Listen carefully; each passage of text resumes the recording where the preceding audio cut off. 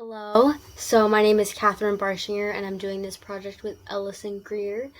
And we're talking about should police be able to continue to lie to suspects. So a bit of background on it is um, during any type of investigation, police are not allowed to use physical force, but they are allowed to use psychological tactics to get a confession.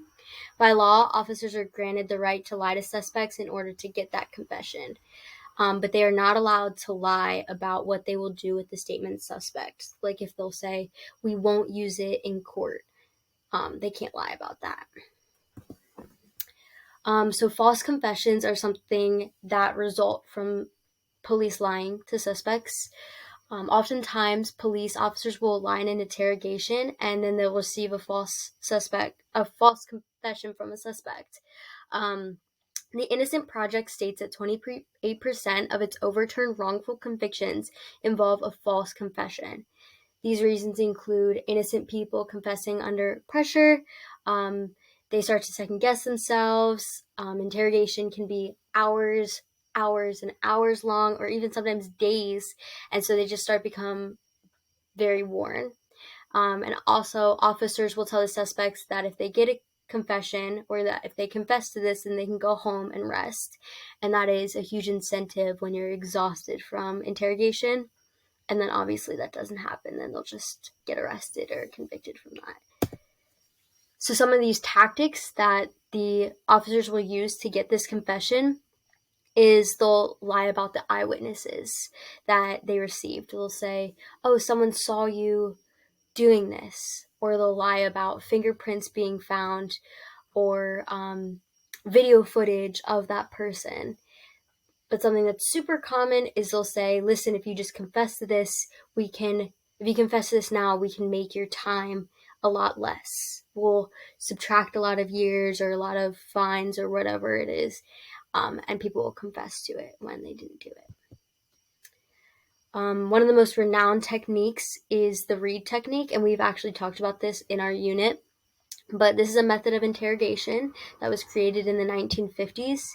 It creates a high-pressure environment for the person being interrogated, and it is psychologically based. And so, like I said before, they're going to use psychology to get that confession. The only objective of this technique is to get a confession. There is no basis on trying to actually understand if the suspect is innocent or guilty. In the officer's mind, they already are guilty, and they're just trying to get that confession. So some of the pros that come along with the police being able to continue to lie to suspects is that it firstly extracts information from otherwise unresponsive individuals. Even if they're unable to get a confession, a lot of times people will expose one another or help the police get evidence that furthers the case. It also forces guilty suspects to address their wrongdoing in a confrontational manner. Methods like the reed technique put the suspects under a lot of pressure, a lot of time, and it really does break them. And a lot of times it forces them to face what they've done and how it's affected people. It also increases confession rates. I mean, this is why it's used mostly, and along with this, it increases clearance rates and case resolution.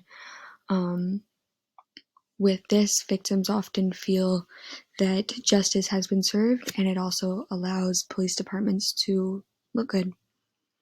Some of the cons that come along with it is they really come when it affects innocent people. It elicits high rates of false confessions, as Catherine mentioned earlier, and along with it, it disproportionately negatively affects suspects from vulnerable populations. So as we heard in our discussion post recently, the first video stated that 69% of defendants who falsely confessed were mentally ill and 34% were under 18. This just goes to show that it is a psychological tactic that is more prone to negatively affect others. And when the suspects are innocent, it forces them to either plead guilty out of fear or sometimes they are even convinced that they really did commit the crime. It is also immoral and it is illegal in most other developed countries.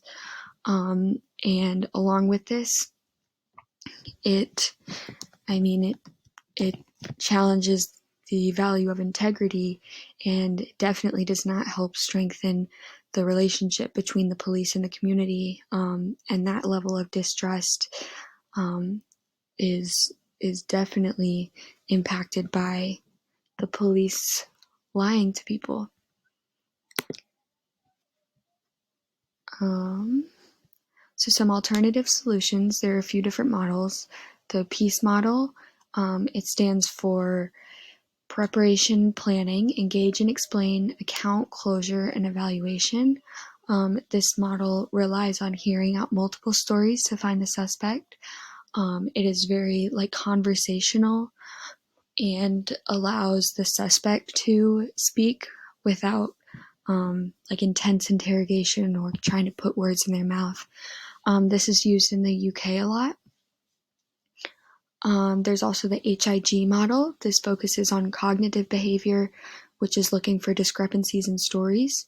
It stands for high value detainee interrogation group, and this is being used in the U.S. when it comes to terrorist threats. So it is used in some circumstances, but all of these new models focus on allowing the suspect to build their statements using open discussion. Research proves that these models are more effective than the Reid technique, at least at getting true confessions. They are both effective at getting confessions, but the Reid technique elicits high rates of false ones. So in conclusion, police officers are entitled to lie to suspects in order to get a confession. Many times this leads to false confessions. The Reid technique is not efficient and is psychologically manipulating the suspect. It does lead to more confessions and cleared cases, but it also has moral and legal repercussions, such as false confessions. And there are many alternatives that are more effective. So, yeah, this is our debate for our question, and here are our references. Thanks.